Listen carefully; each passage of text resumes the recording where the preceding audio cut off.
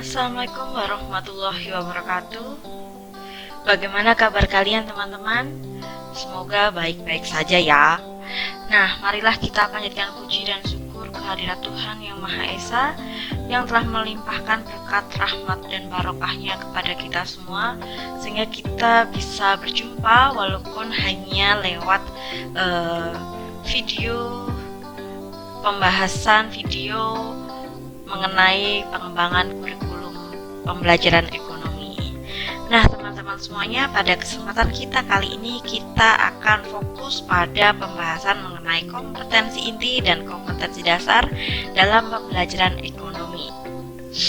Nah, minggu lalu kita sudah melakukan pembahasan mengenai dasar filosofi pengembangan kurikulum, yaitu perennialism yang cenderung hanya fokus dalam pengetahuan saja.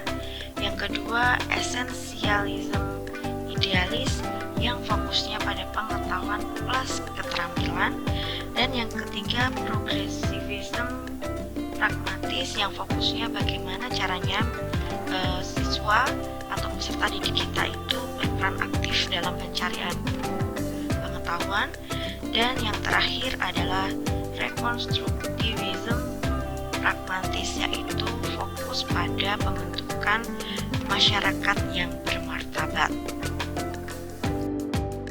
Nah, teman-teman semuanya, pada minggu lalu pun kita masih memiliki satu tugas, yaitu kita mengkaji sebenarnya apa sih dasar pengembangan filosofi yang cocok untuk pengembangan kurikulum di negara kita, yaitu Indonesia.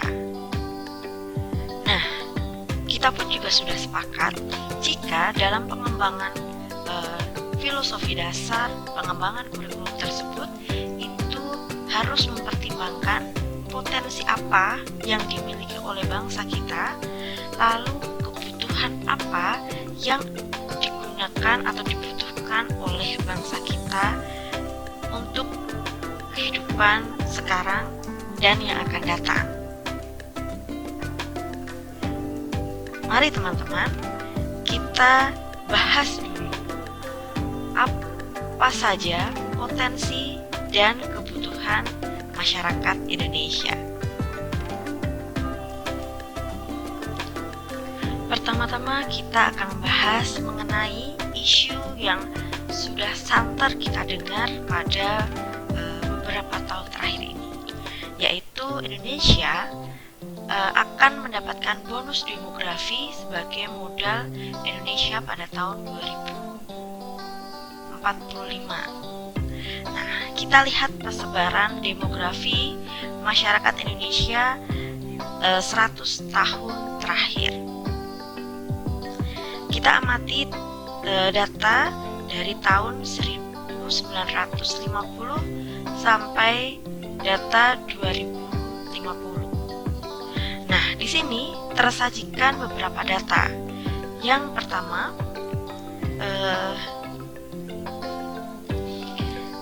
paling bawah ini adalah data mengenai masyarakat yang memiliki usia di atas 65 tahun. Artinya masyarakat tersebut sudah tidak dalam usia produktif lagi. Lalu yang warna kuning ini adalah masyarakat yang memiliki umur 0 sampai 14 tahun. Artinya juga masyarakat yang belum memasuki usia produktif. Sedangkan yang abu-abu ini adalah working age. Artinya masyarakat dalam usia produktif karena usianya ada di 15 sampai dengan 64 tahun. Lalu yang merah ini adalah dependency ratio. Artinya perbandingan antara jumlah masyarakat yang tidak produktif dengan masyarakat yang produktif. Jadi kalau misalnya kita tuliskan di sini adalah jumlah masyarakat tidak produktif per jumlah masyarakat produktif. Jadi kalau misalnya jumlah masyarakat tidak produktif itu lebih banyak, misalnya di sini adalah 10 dan jumlah masyarakat yang produktif itu hanya 5, maka dependency ratio-nya adalah 2. Sebaliknya, jika jumlah yang tidak produktif itu lebih kecil, saya contohkan yang lain ya. Misalnya yang tidak produktif itu lebih kecil atau semakin kecil, misalnya di sini adalah 6 dan jumlah yang produktif itu misalnya 5 juga, maka dependency ratio adalah 1,2, semakin kecil. Kalau semakin kecil lagi, jumlah yang tidak produktif itu lebih kecil lagi, misalnya adalah tinggal 1/5, maka dependency ratio-nya adalah 0,2. Jadi teman-teman, dependency ratio itu adalah kondisi di mana jumlah masyarakat yang produktif, kalau misalnya dependency ratio-nya semakin kecil, yaitu jumlah masyarakat produktif itu lebih banyak bila dibandingkan dengan jumlah masyarakat tidak produktif. Nah, makanya Indonesia itu mendapatkan bonus demografi jika kita lihat dari angka dependency ratio-nya di sini. Dan Indonesia akan mencapai puncaknya sekitar dependency ratio paling rendah. Kita mulai dari sini. Sebenarnya udah mulai turun tuh dari sini ya, teman-teman. Tapi yang mencapai puncaknya adalah di paling bawah, itu sekitar di sini. Berarti 2010 sampai dengan 2037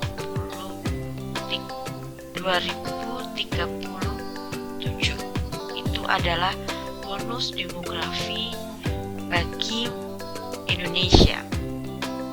Pertanyaannya adalah, apakah seluruh masyarakat yang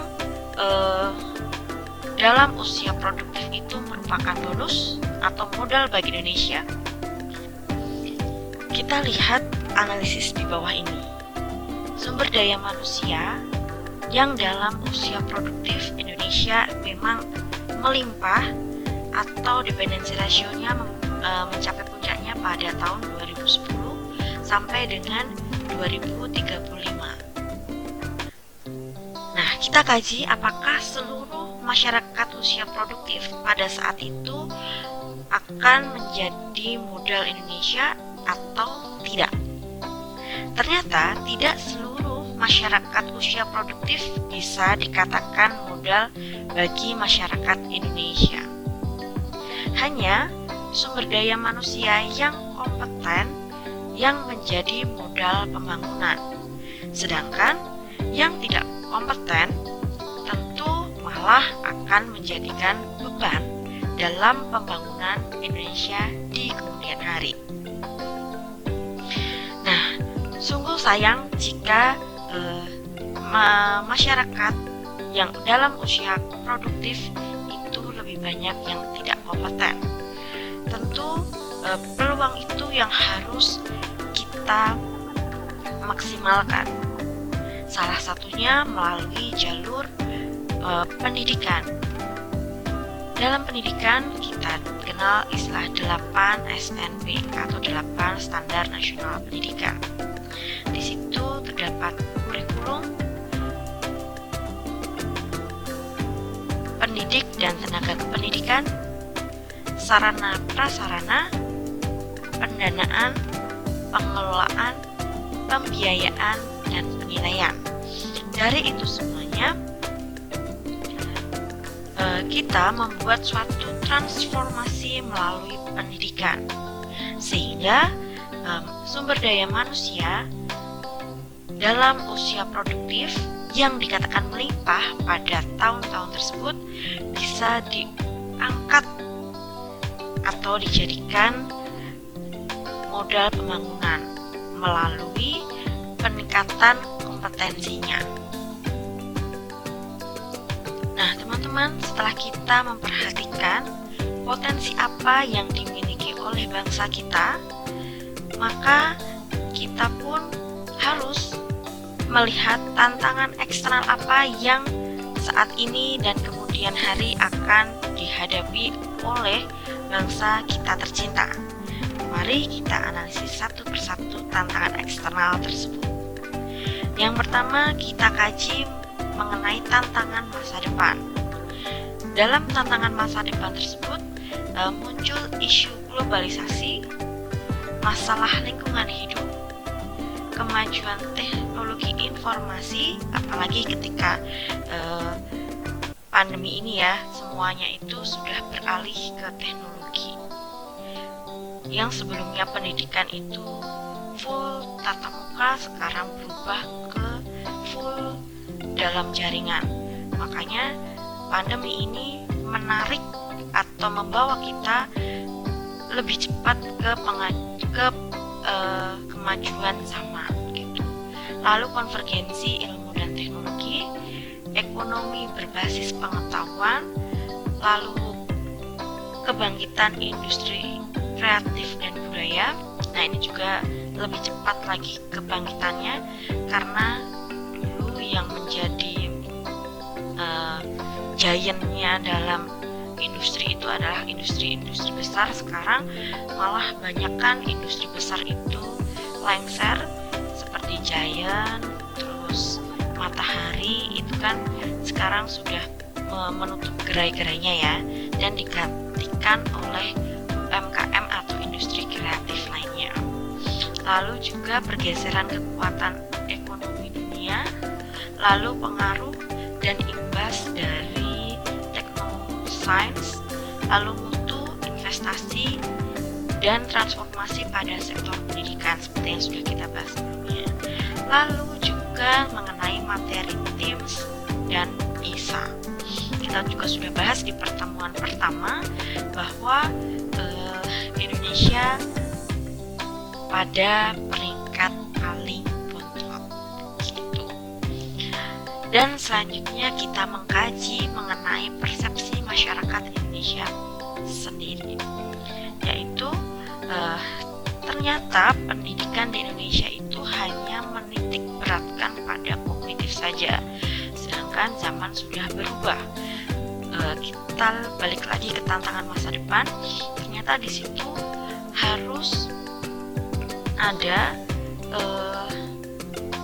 yang dulunya itu misalnya konvergensi ilmu dan teknologi, yang dulunya hanya ilmu saja sekarang sudah plus dengan perkembangan teknologinya. Lalu yang paling konkret adalah pada materi TIMSS dan PISA. Ternyata di materi tersebut tidak hanya menekankan pada pengetahuan saja, tapi juga ada pengembangan lainnya. Lalu kalau kita lihat dari kompetensi abad 21, ternyata pun di situ kita tidak hanya bisa menitik beratkan pada aspek kognitif saja. Lalu persepsi masyarakat yang kedua adalah beban siswa terlalu berat. Karena di Indonesia itu kan cenderung seluruh materi itu dipelajari, sehingga siswa cenderung kurang fokus terhadap minat dan bakatnya. Lalu karena kita terlalu fokus terhadap aspek kognitif, maka muatan karakter itu pun cenderung diabaikan. Yang penting pintar saja, sedangkan karakternya itu pelengkap seperti itu. Lalu kita lihat mengenai perkembangan pengetahuan dan pedagogi. Nah, kita itu sekarang tidak hanya apa yang kita pelajari yang harus kita tahu, tapi harus juga kita itu fokus bagaimana seseorang itu berpikir atau thinking skillnya itu juga harus diperhatikan. Maka harus melihat dari segi neurologi dan psikologi. Lalu dalam pembelajaran pun harus fokusnya di observation based atau discovery learning dan collaborative learning. Dan ini adalah fenomena negatif yang mengemuka di Indonesia, yaitu perkelahian pelajar. Tapi ketika pandemi ini cenderung turun ya perkelahian pelajar karena memang tidak boleh keluar. Lalu isu narkoba, korupsi, ternyata ketika 2 tahun terakhir korupsi bertambah 70%. Lalu plagiarisme karena dianggap kita itu meniru tanpa izin itu masih halal di Indonesia. Lalu kecurangan dalam ujian, yaitu mencontek, mengepek, dan lain sebagainya. Lalu gejolak dalam masyarakat. Nah, teman-teman semuanya, setidaknya ada 4 isu yang menjadi tantangan eksternal, yaitu tantangan masa depan, persepsi masyarakat Indonesia sendiri, perkembangan pengetahuan dan pedagogi yang tidak hanya kita itu tahu apa saja dalam ilmu pengetahuan yang menjadi fokus kita, tapi juga bagaimana kita berpikirnya, lalu juga fenomena negatif yang mengemuka. Nah, teman-teman semuanya, dari 4 aspek tersebut kita bisa menyusun, yaitu kebutuhan masyarakat Indonesia dalam dunia pendidikan. Kita lihat satu persatu di sini.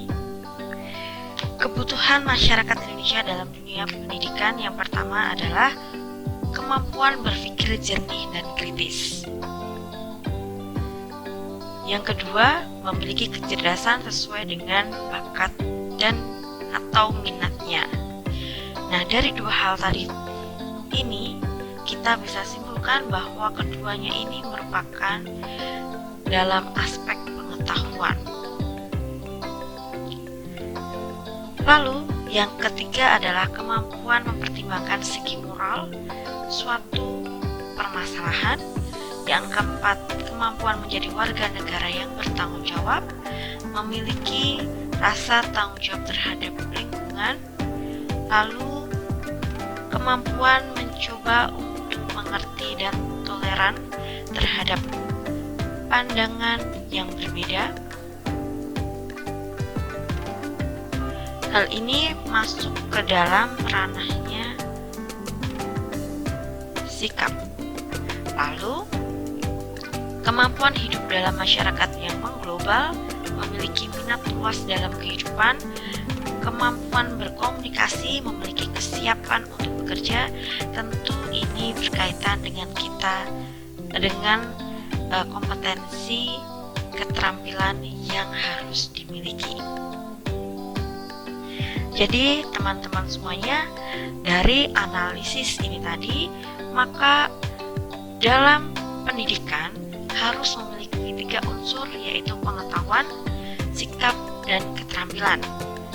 Dari situ bisa kita simpulkan bahwa dasar filosofi yang dibutuhkan dalam pengembangan kurikulum di Indonesia itu yang pertama adalah esensialisme. Kenapa? Karena di situ ada pengetahuan dan keterampilan. Yang selanjutnya adalah progressivism. Karena di situ pun siswa atau peserta didik kita diminta untuk mencari pengetahuannya itu berdasarkan caranya dia sendiri, sehingga bisa melatih si siswa itu bisa berpikir kritis, lalu memiliki rasa tanggung jawab. Walaupun misalnya rasa tanggung jawab untuk dirinya sendiri, yaitu mendapatkan ilmu pengetahuan. Lalu yang terakhir, karena di sini ada aspek sikap, butuh dasar pengembangan kurikulum yang cenderung ke rekonstruktivisme. Nah, teman-teman semuanya, gunanya apa sih kita itu menganalisis dasar perkembangan filosofi tersebut? Kita lihat di sini keterkaitannya. Aliran filsafat pendidikan atau tadi dasar pengembangan pendidikan kita menggunakan esensialisme, progresivisme, dan rekonstruktivisme. Dan kita melihat dari undang-undang pendidikan yang ada di Indonesia, saya ambil yaitu Undang-Undang Sisdiknas pasal 1 ayat 1 dan 2, bahwa hakikat pendidikan adalah peserta didik secara aktif mengembangkan potensi dirinya untuk memiliki kompetensi yang berakar pada nilai, agama, kebudayaan nasional Indonesia, dan tanggap terhadap tuntutan perubahan zaman. Ternyata keduanya ini sudah sinkron. Jika kita kaji satu lagi, yaitu RPJMN tahun 2010 sampai dengan 2014, sektor pendidikan, yang pertama adalah perlunya perubahan metodologi pembelajaran. Yang kedua, penataan kurikulum yang tentunya relevan dengan kebutuhan dan potensi yang dimiliki oleh bangsa tercinta kita. Lalu, berdasarkan Impres nomor 1 tahun 2010, yaitu percepatan pelaksanaan prioritas pembangunan nasional dengan cara penyempurnaan kurikulum dan metodologi pembelajaran aktif berdasarkan nilai-nilai budaya bangsa untuk membentuk daya saing dan karakter bangsa. Jadi sudah benar apa yang kita rumuskan tadi di awal, bahwa di dalam pendidikan Indonesia tidak hanya fokus pada pengetahuannya saja, tapi juga berdasarkan keterampilannya, maka dibutuhkan esensialisme. Lalu metodologi pembelajaran di Indonesia pun mengambil peran aktif dari peserta didik kita, maka membutuhkan yang progresivisme. Lalu tidak hanya di dalam suatu pengetahuan itu tidak hanya pengetahuan dan keterampilan saja, tapi juga harus ada sikapnya atau karakternya, maka dibutuhkan rekonstruktivisme hadir dalam pengembangan kurikulum tersebut. Nah, teman-teman, kita berpindah ke filosofi kurikulum tersebut. Di sini kita bisa rumuskan teori pembangunan kurikulum berdasarkan Undang-Undang Sisdiknas, yaitu pasal 4 yang berisi asas, prinsip, sistem, proses, budaya, pola, dan pengendalian mutu. Lalu pasal 3, fungsi pengembangan kemampuan dan membentuk watak serta peradaban bangsa. Teori berbasis kecakapan pekerjaan atau keterampilan, organisasi, isi, dan kompetensi sebagai pribadi yang dewasa. Maka ini adalah karakter, kepemilikan sikap, keterampilan, pengetahuan secara holistik atau formal, bisa dievaluasi dan bernilai, dan praksiologi seperti itu. Jadi konsepnya memang ada sikap, pengetahuan, dan keterampilan. Nah, kerangka dasar dan struktur kurikulum dikembangkan berdasarkan aspek yang relevansi dengan pasal 38 Undang-Undang Sisdiknas. Nah, dari situ maka digadang-gadang nih kurikulum yang tepat adalah kurikulum 2013, yaitu sebagai penyempurnaan standar kompetensi lulusan, isi, proses, dan penilaian. Dari situ berkembang, yaitu standar kompetensi lulusan itu isinya dikembangkan sesuai dengan tuntutan kekinian Indonesia pada masa depan sesuai dengan kebutuhan. Lalu isi diuraikan atas kecukupan dan kesesuaian dengan kompetensi. Proses dirancang berbasis kompetensi dengan pendekatan saintifik. Makanya ini dasarnya memang tinggi ya. Lalu penilaian berbasis proses dan output dengan teknik tes dan non-tes. Nah, dari situ nanti kita evaluasi kurikulumnya. Dengan isinya adalah penetapan konteks dan tujuan, pemilihan model, pelaksanaan, dan revisi kurikulum. Tentu dalam evaluasi kurikulum tersebut, dasar pertimbangannya pun juga kita harus merumuskan sebenarnya apa yang menjadi dasar filosofi pengembangan kurikulum tersebut. Nah, teman-teman semuanya, pada kesempatan kita kali ini kita sebenarnya hanya akan fokus pada penyusunan kompetensi. Dan kita mulai dari nanti kita akan membahas sebenarnya kompetensi lulusan, atau di Indonesia itu disebut dengan SKL atau standar kompetensi lulusan, diturunkan menjadi kompetensi inti, diturunkan lagi menjadi kompetensi dasar, dan nanti kita akan buat suatu indikator. Begitu teman-teman. Dan makanya kita bisa rumuskan tujuan pembelajaran kita pada kesempatan kali ini. Yang pertama adalah teman-teman semuanya mampu membedakan kompetensi lulusan, kompetensi inti, dan kompetensi dasar. Dari situ teman-teman semuanya pun mampu mengembangkan kompetensi dasar tersebut ke dalam bentuk indikator. Nah teman-teman semuanya, mari kita mulai. Yang pertama, kita harus tahu sebenarnya apa sih itu kompetensi atau kompeten, biasanya kita sebutkan. Nah, kalau kita lihat Bapak tukang tersebut, biasanya kita pun juga menyebutkan tukang tersebut kompeten dalam bidangnya. Lalu misalnya, ibu-ibu petani ini pun juga kita sebut kompeten dalam bidang pertanian misalnya. Tentu juga arsitek ini kita bisa sebut beliau adalah kompeten pada bidangnya. Dan dokter ini pun kita sebut dengan istilah kompeten dalam bidangnya. Lalu sebenarnya kompetensi itu apa sih?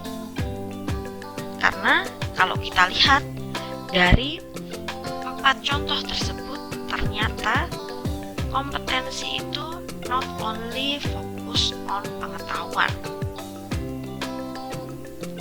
atau dalam pendidikan formal saja. Misalnya, bapak tukang di atas dan ibu petani di bawah, tidak menutup kemungkinan beliau atau contoh kedua tersebut tidak mengenyam pendidikan sampai pada tingkat pendidikan yang tinggi. Tapi mereka pun juga bisa dikatakan sebagai seorang yang kompeten pada bidangnya. Sedangkan misalnya arsitek dan dokter itu kita bilang kompeten karena berdasarkan pendidikan tinggi yang mereka miliki. Nah, teman-teman semuanya, jadi kompetensi di sini sebenarnya tidak hanya fokus pada pengetahuan saja yang dimiliki oleh seseorang, tapi kompetensi merupakan sekumpulan pengetahuan plus keterampilan plus sikap dan nilai sebagai yang berpengaruh terhadap peran mereka, perbuatan mereka, prestasi mereka, serta pekerjaan seseorang.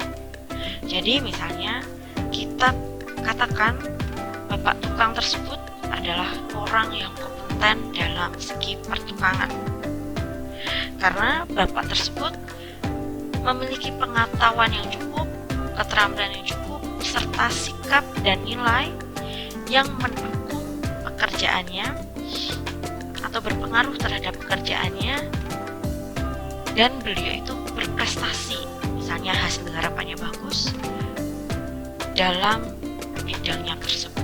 Seperti itu teman-teman. Jadi kompetensi di sini not only dari segi pengetahuan, tapi juga dari keterampilan, sikap, dan nilai atau value yang mereka bawa. Nah, kita lihat selanjutnya kalau sebenarnya kompetensi yang dimiliki oleh seseorang itu ibarat kata seperti gunung es. Kenapa seperti itu? Mari kita lihat di sini. Di sini ada contoh atau gambaran gunung es. Yang kita lihat di permukaan itu hanyalah pengetahuan dan keterampilan. Pengetahuan itu adalah informasi khusus yang dimiliki seseorang. Contohnya adalah ahli bedah memiliki pengetahuan mengenai saraf dan tulang pada tubuh manusia. Nah, menurut Spencer, pengetahuan merupakan kompetensi yang kompleks.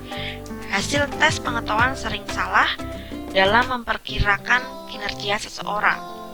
Tes pengetahuan sering gagal mengukur pengetahuan dan keterampilan yang digunakan dalam bekerja. Kenapa? Karena tes biasanya itu hanya mengukur ingatan seseorang. Padahal yang diperlukan, seperti tadi kita bahas tentang neurologi, yaitu adalah kemampuan mencari pengetahuan tersebut. Jadi pengetahuan itu biar tidak hanya mandek, tapi thinking skill itu pun juga dibutuhkan. Lalu, tes pengetahuan mengukur respon seseorang terhadap pilihan-pilihan jawaban, bukan apakah tindakannya dalam menggunakan pengetahuan tersebut. Jadi teman-teman, ini adalah PR kita semuanya ketika kita besok membahas mengenai penilaian atau kalian besok mengambil mata kuliah penilaian, silahkan kalian fokus tersebut mengembangkan tes yang cocok untuk mengukur pengetahuan secara holistik. Lalu yang kedua, kompetensi yang terlihat pada tubuh manusia itu adalah keterampilan. Keterampilan adalah kemampuan untuk melakukan tugas secara fisik atau mental.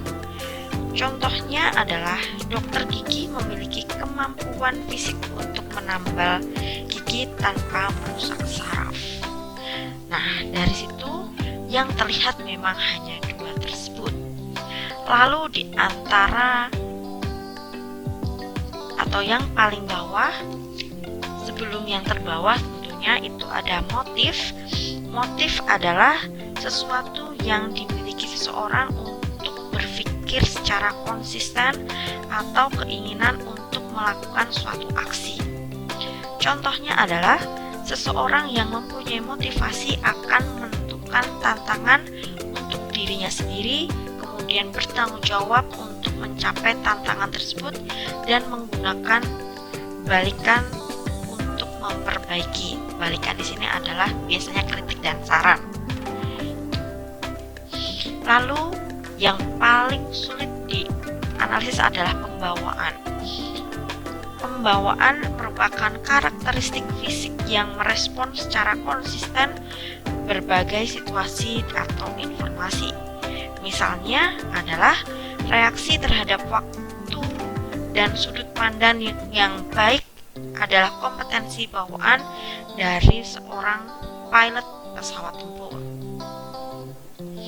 Nah, dari kompetensi yang terlihat dan tidak terlihat tersebut, ada di tengah-tengahnya adalah konsep diri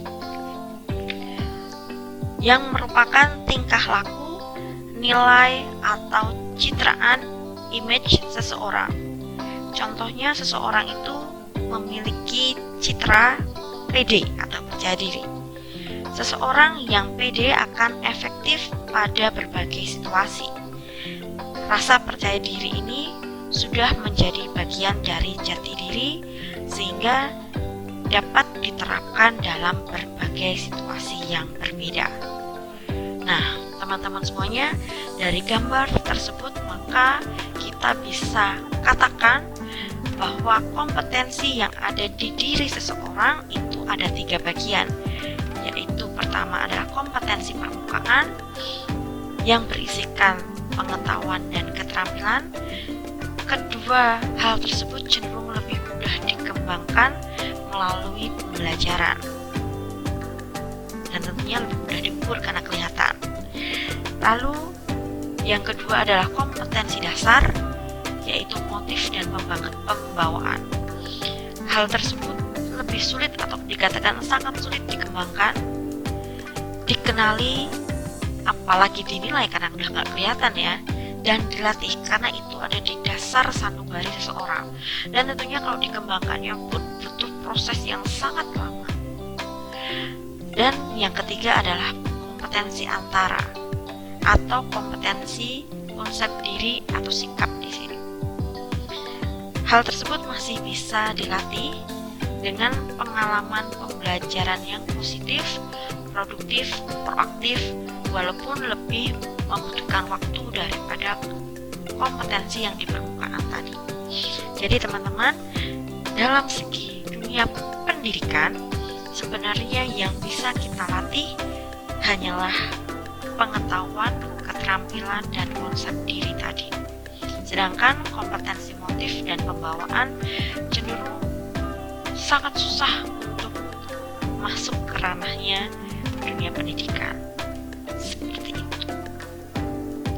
Nah, selanjutnya kita melihat antara keseimbangan sikap, keterampilan, pengetahuan untuk membangun soft skill dan hard skill. Saya menggunakan dari Marzano dan Brunner, dan saya hanya fokus terhadap kompetensi yang ada di SMA atau SMK saja. Dan kita tadi juga sudah sepakat bahwa kompetensi yang ada dalam diri peserta didik itu adalah knowledge, skill, and attitude.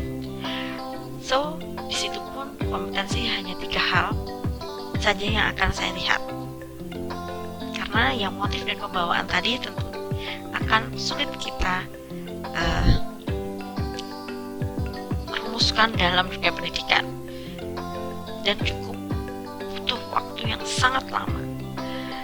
Maka keseimbangan antara sikap, keterampilan, dan pengetahuan di SMA atau SMK itu cenderung memiliki jatah yang hampir sama daripada strata atau level pendidikan lainnya.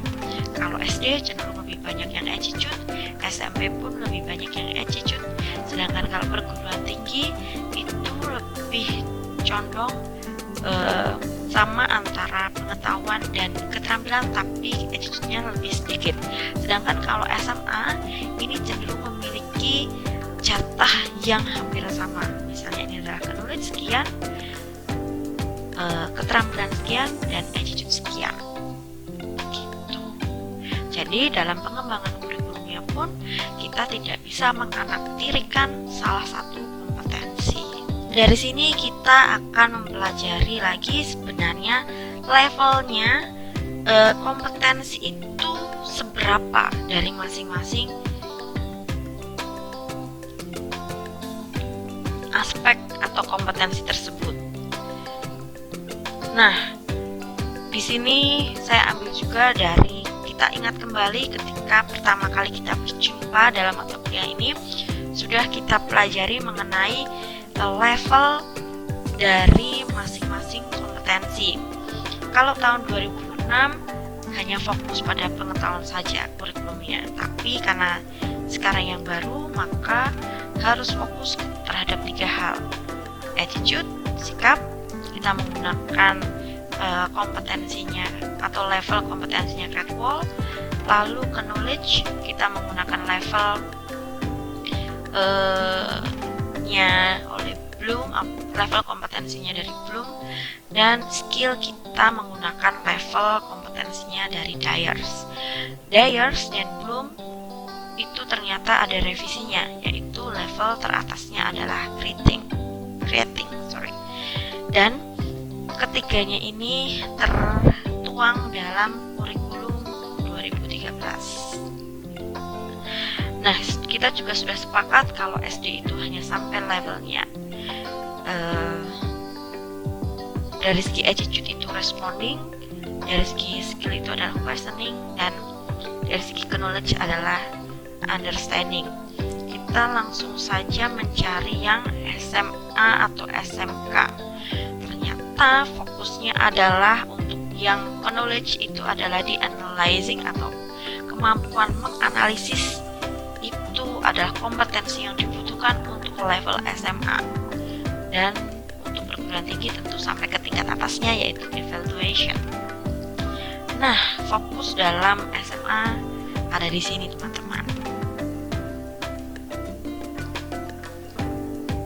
Selanjutnya teman-teman, khusus untuk yang level kognitif atau level dari knowledge yang dari Bloom ini ada revisi atau ditambahi oleh Anderson, yaitu yang awalnya hanya satu dimensi, yang disitu hanyalah yang pengetahuan, memahami, menerapkan, menganalisis, mengevaluasi, dan mencipta tadi. Ternyata ada dimensi lainnya, yaitu dimensi faktual, konseptual, prosedural, dan metakognitif. Faktual itu cenderung pengetahuan yang dasarnya itu adalah fakta-fakta saja. Fakta-fakta di lapangan ini seperti ini, atau data-data saja.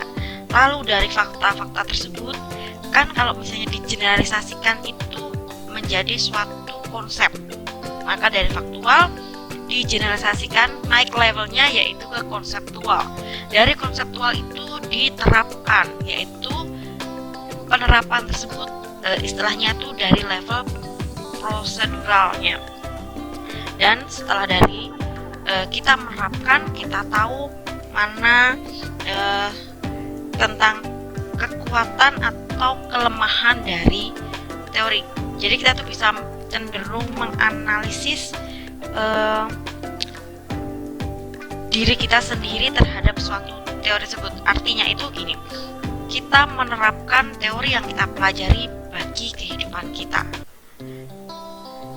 sampai ke dalam-dalamnya, itu adalah ranahnya metakognitif. Jadi itu juga dari segi levelingnya, paling atas itu adalah metakognitif karena sudah bisa kita serap dalam tubuh pengetahuan tersebut.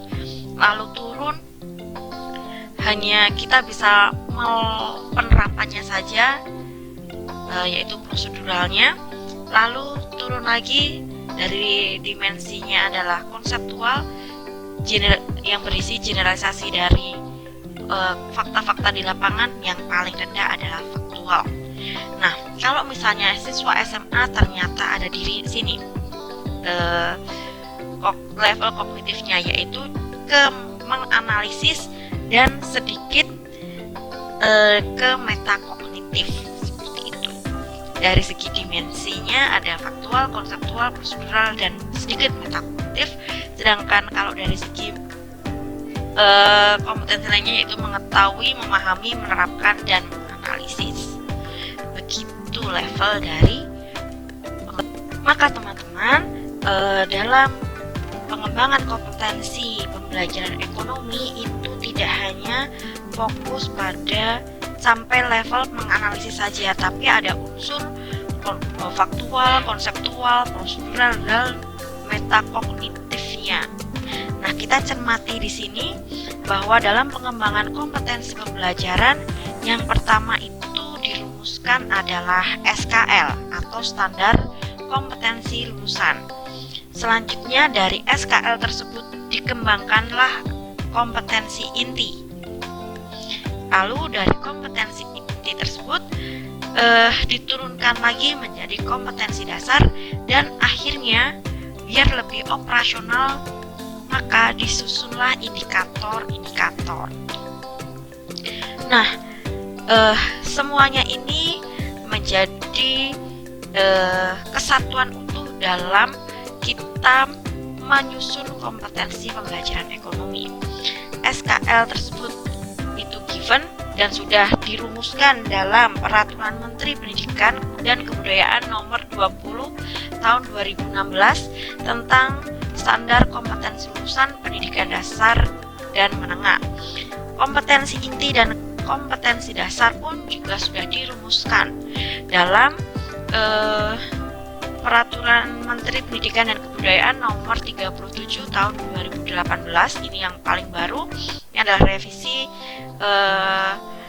Permendikbud tahun 2016, tapi ini ada revisi terbarunya yaitu tahun 2018 tentang perubahan atas peraturan menteri tahun 2016 tentang kompetensi inti dan kompetensi dasar pelajaran pada kurikulum 2013 pada pendidikan dasar dan pendidikan menengah. Dan teman-teman semuanya, walaupun 3 hal kompetensi di atas sudah ada dan kita tinggal menerima saja, tentunya ketika mengembangkan itu sesuai dengan yang di atas tadi perumusannya, tapi tugas kita adalah menyusun indikator, karena indikator itu tidak ada dalam perumusan dalam Permendikbud di atas. Maka ini dikembangkan mandiri oleh masing-masing guru berdasarkan kompetensi dasarnya. Nah, kita mengacu pada tujuan pendidikan nasional yang sudah kita paparkan juga di 2 pertemuan sebelumnya, bahwa tujuan pendidikan nasional itu ada pada pasal 3 Undang-Undang Nomor 20 Sisdiknas tahun 2003. Di situ kita fokus pada perkembangan potensi peserta didik agar menjadi manusia yang beriman dan bertakwa kepada Tuhan Yang Maha Esa, berakhlak mulia, sehat, berilmu, cakap, kreatif, mandiri, dan menjadi warga negara yang demokratis serta tanggung jawab. Ini adalah kompetensi yang harus dimiliki oleh peserta didik di Indonesia. Nah, dari ini kita bisa rumuskan beberapa kompetensi. Kompetensi di Indonesia tadi harus ada sikap, pengetahuan, dan keterampilan. Sikap, kalau kita lihat di sini, adalah manusia yang beriman dan bertakwa kepada Tuhan Yang Maha Esa, berakhlak mulia, sehat, cakap, kreatif, bla bla bla ini ya. Maka sikap itu dipisah menjadi 2, yaitu spiritual ada di KI 1 yang berisi beriman dan bertakwa kepada Tuhan Yang Maha Esa. Lalu sikap sosial atau KI 2 yaitu berakhlak mulia, sehat, mandiri, demokratis, dan bertanggung jawab. Lalu pengetahuan itu ada di KI 3 yaitu berilmu, dan keterampilan ada di KI 4 yaitu cakap dan kreatif. Jadi teman-teman, nanti kenapa kalau misalnya kita pelajari KD atau kompetensi inti, kalau itu membahas pengetahuan pasti kepala angkanya itu adalah 3 titik berapa gitu. Berikut juga keterampilan 4 titik berapa. Biasanya seperti itu karena dasarnya adalah ini. Kompetensi di Indonesia itu ada 4, yaitu KI 1 itu sikap yang berbasis spiritual kita terhadap Tuhan Yang Maha Esa. Lalu sikap KI 2 itu kompetensi inti dari segi sikap sosial atau KI 2 yaitu cenderung yang berakhlak mulia, sehat, mandiri, demokratis, dan bertanggung jawab. Dan KI 3 atau kompetensi inti 3 itu pengetahuan yaitu berilmu, dan kompetensi 4 itu adalah keterampilan yaitu cakap dan kreatif gitu teman-teman. Dan khususon untuk yang sikap ini cenderung indirect learning, artinya pembelajaran ini atau kompetensi ini itu tidak dimasukkan ke dalam materi ajar, tapi dicontohkan dan diaplikasikan langsung dalam proses pembelajaran, tapi tidak masuk dalam materi. Gambarannya seperti itu. Dari sini kita bisa menarik ke dalam perumusan produk dalam kurikulum atau ke standar kompetensi lulusan tersebut. Sebenarnya domainnya kan hanya sikap, keterampilan, dan pengetahuan, tapi di situ pun juga harus dibagi mana domain SD, mana SMP, mana SMA sampai dengan SMK. Nah, dari situ tadi kita balik lagi nih ke beberapa slide yang sebelumnya. Kalau level dari SMA itu dari segi pengetahuan itu adalah menganalisa, lalu dari segi keterampilan itu mengasosiasi, dari segi sikap yaitu ke organizing atau internalizing. Jadi kalau misalnya sikap ini cenderung ke menghayati atau lebih dekatnya ke mengamalkan, menghayati dan mengamalkan, itu adalah level kita itu di SMA. Dan keterampilannya dari segi menalar dan mengaji ini, menyajikan. Lalu dari segi pengetahuan cenderung pada menganalisa. Jadi kalau misalnya tidak semuanya itu, misalnya kalau SD itu ya semuanya sampai mengamalkan, dari segi keterampilan sampai mencipta, tidak.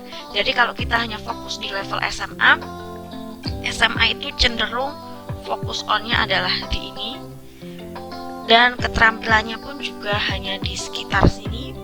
Lalu pengetahuannya itu ada di sini.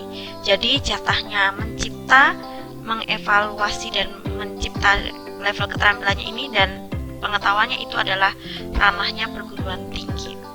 Jadi teman-teman, ketika kita mau membuat standar kompetensi lulusan untuk siswa SMA, jangan sampai overlapping, atau misalnya kita merumuskan keterampilannya itu sampai mencipta, jangan sampai segitu, karena itu levelnya belum sampai siswa SMA, itu levelnya ke perguruan tinggi.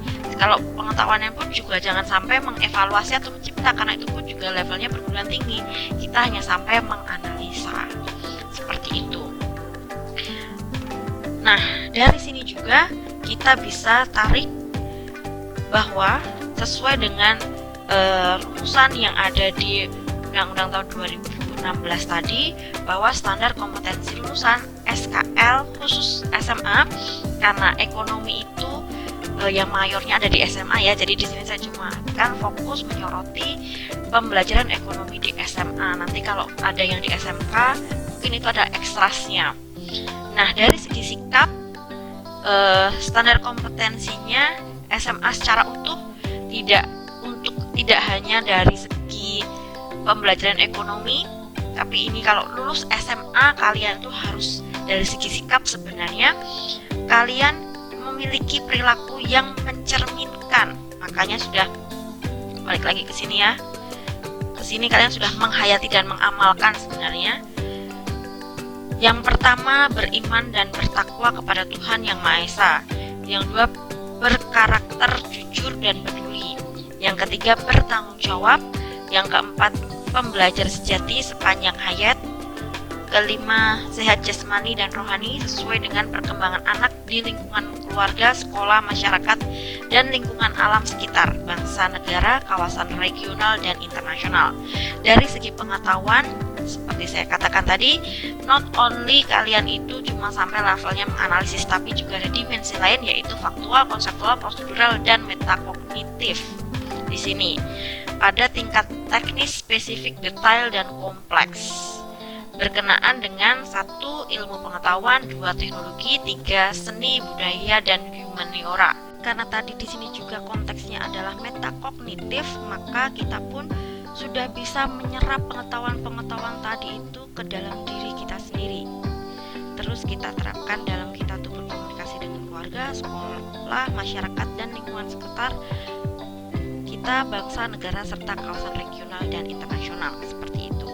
Dari segi keterampilan, karena tadi kita belum sampai ke mencipta ya teman-teman, jadi kalian itu memiliki keterampilan menyajikan pengetahuan kalian dalam bentuk berpikir dan bertindak, kreatif, produktif, kritis, mandiri, kolaboratif, dan komunikatif melalui pendekatan ilmiah sebagai pengembangan diri yang dipelajari di satuan pendidikan dan sumber lain secara mandiri. Nah, teman-teman semuanya, dari standar kompetensi lulusan SMA ini kita turunkan lagi ke KI atau kompetensi inti, yang di sini kalau tadi itu SKL itu masih general, siswa SMA itu lulus harus memiliki bla bla bla bla. Sedangkan kita dari SKL tersebut, karena kita misalnya majornya atau fokusnya hanyalah di ekonomi, maka dari SKL diturunkan atau dibumikan di pembelajaran ekonomi, maka masuk ke kompetensi IT. Kalau di kompetensi inti yang pertama tadi kan KI itu ada KI 1 itu sikap spiritual, KI 2 itu sikap sosial, KI 3 tadi adalah pengetahuan, dan KI 4 itu adalah keterampilan. Maka yang KI 1 kompetensi sikap spiritual itu dan kompetensi sikap spiritual itu fokusnya adalah menghayati dan mengamalkan ajaran agama yang dianut. Sedangkan kompetensi sikap itu menunjukkan perilaku jujur, disiplin, tanggung jawab, peduli, dan bla bla bla ini. Dan kompetensi pengetahuan yang atas ini, karena ekonomi di SMA itu hanyalah di kelas 10 dan kelas 11 ya nak ya. Sedangkan kelas 12 itu fokus di akuntansi. Nah, maka teman-teman yang atas ini adalah kelas 10 dan di sini adalah kelas 11. Karena ketika kelas 10 itu adalah perpindahan dari SMP ke SMA, dan di SMP itu hanya sampai ke ke prosedural saja, maka kelas 10 itu tidak ada unsur metakognitifnya. Maka di sini hanya sampai ke prosedural. Sedangkan ketika kelas 11 kita sudah terbiasa menjadi siswa SMA, maka di sini ranahnya sudah plus metakognitif. Selanjutnya di sini adalah sama. Begitu. Dan dari kompetensi keterampilan kita tadi hanya sampai ke ranahnya menyajikan, tidak sampai ke creating atau menciptakan. Maka kita hanya mengolah, menalar, dan menyajikan dalam ranah konkret dan ranah abstrak terkait dengan pengembangan dari yang dipelajari di sekolah secara mandiri dan mampu menggunakan metode sesuai kaidah keilmuan. Teman-teman semuanya, oke? Dan seperti yang sudah kita bahas ini adalah, tadi bukan indirect learning tapi indirect teaching.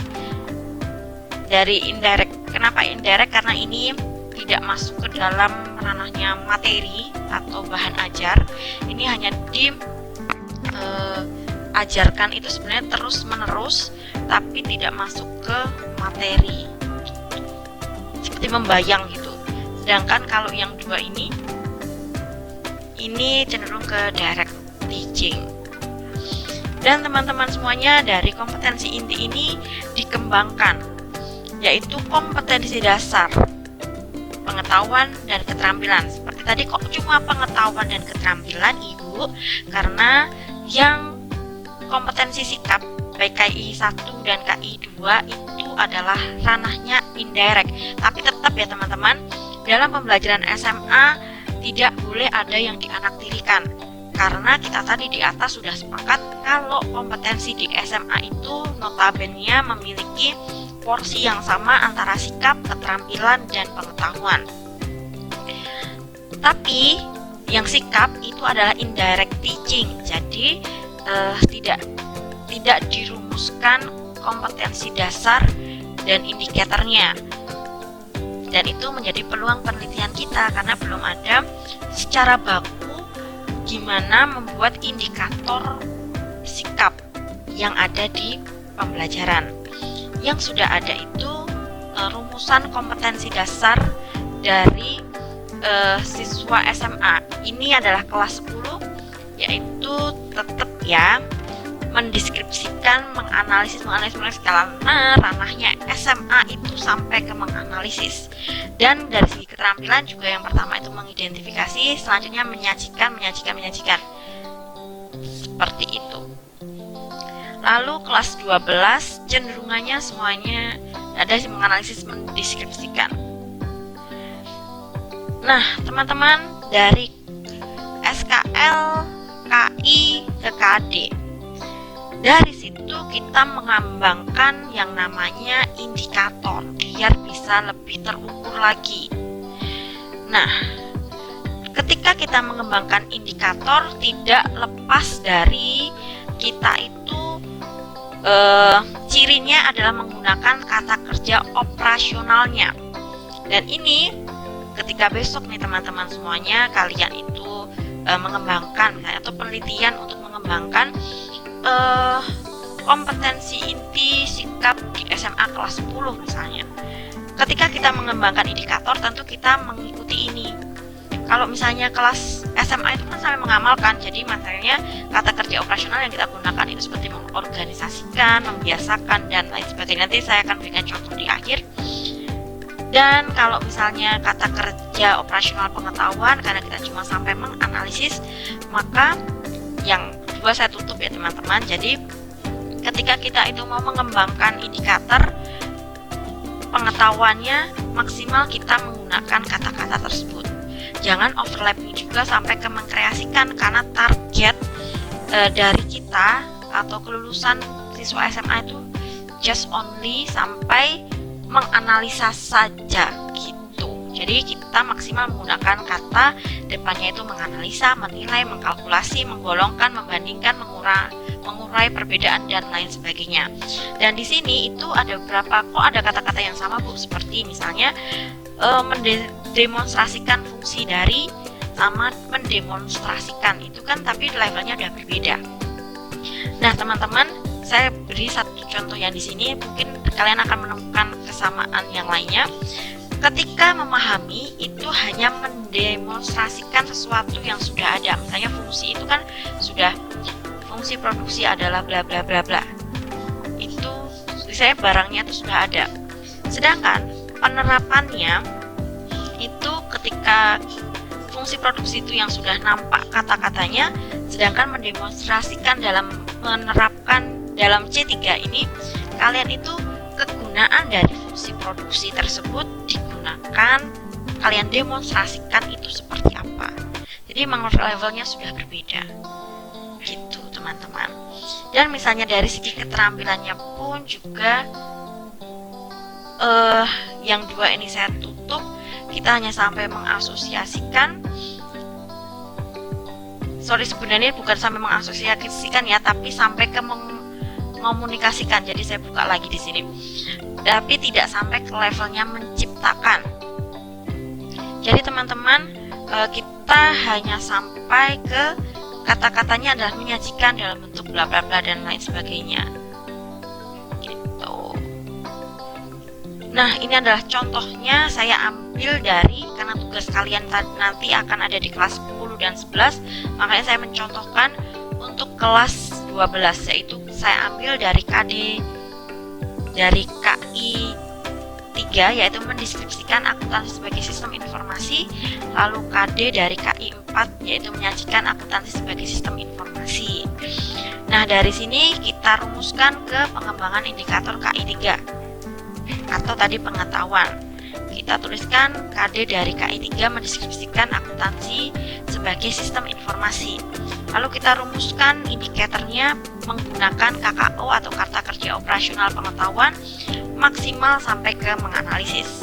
Yang merah ini yang pertama menjelaskan. Sebelum kita itu bisa mendeskripsikan akuntansi sebagai sistem informasi, maka kita harus menjelaskan prinsip-prinsip akuntansi dulu. Lalu menyebutkan penggunaan informasi akuntansi, menentukan spesifikasi kualitas informasi akuntansi, lalu menjelaskan akuntansi sebagai sistem informasi. Dan kalau misalnya merancang akuntansi sebagai sistem informasi, tentu itu sudah overlapping, karena merancang itu sudah bagiannya menciptakan, maka ini tidak bisa. Jadi ini dan ini tidak bisa. Jadi indikatornya hanya sampai mendeskripsikan, itu kan levelnya cuma sampai C2 memahami, maka cuma bisa menjelaskan saja itu C2, menyebutkan itu C1, menentukan itu juga C1, dan menjelaskan itu di C2. Seperti itu. Kalau merancang itu C6, makanya sudah tidak bisa lagi digunakan. Dan untuk indikator KD4 atau KI4, menyajikan akuntansi sebagai sistem informasi. Maka indikatornya adalah pertama kita mengamati contoh akuntansi sebagai sistem informasi, lalu kita mencoba membuat, lalu menyajikan akuntansi sebagai sistem informasi. Oke, teman-teman semuanya,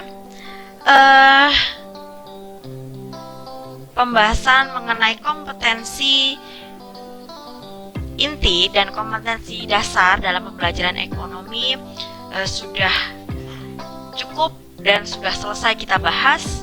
Dan teman-teman semuanya silahkan kalian mencoba mengembangkan indikator di masing-masing kompetensi dasar tersebut. Di sini kita ambil sebuah kata-kata mutiara. Kalian mungkin dalam hidup kalian itu mengalami banyak kekalahan, tapi jangan sampai diri kalian itu terkalahkan. Nah, ini saya ambil dari Maya Angelou. Dan terima kasih teman-teman, kalian sudah meluangkan waktu dan meluangkan pikiran kalian untuk mempelajari materi pada kali ini. Semoga apa yang sudah kita pelajari ini membawa keberkahan bagi hidup kita masing-masing. Terima kasih. Wassalamualaikum.